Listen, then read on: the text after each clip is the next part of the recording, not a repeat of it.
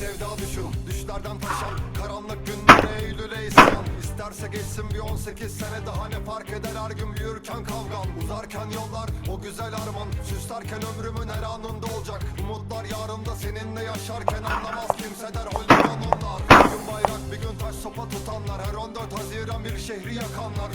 İşinden aşkından olanlar, kahırla dolup da şarkılar yazanlar. Tek bir gün için, hep senin için, hep güneş gibi sarın ısıtır içi. Kan kırmızı gözler hasretle bakacak, o güzel günler hep aklımda kalacak, aklımda kalacak. Varmaya sevdalı bunca can yürüyor sokaklarda, uykusuz sabahlarda, hepsinde tek bir rüya.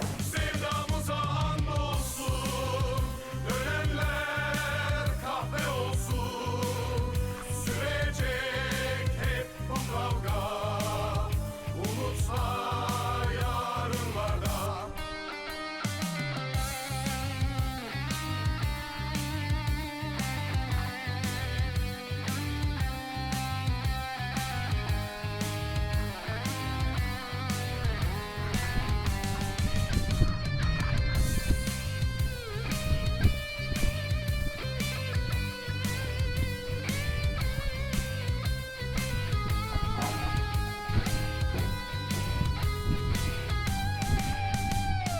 Sürecek kavgam yarına selam, yanacak ateşin görecek dünya. Bu güzel rüyanın sabahı var, şu güzel güneşin sebebi var. Sarının yanına yakışır kan, denizi aşacak yine bu şan.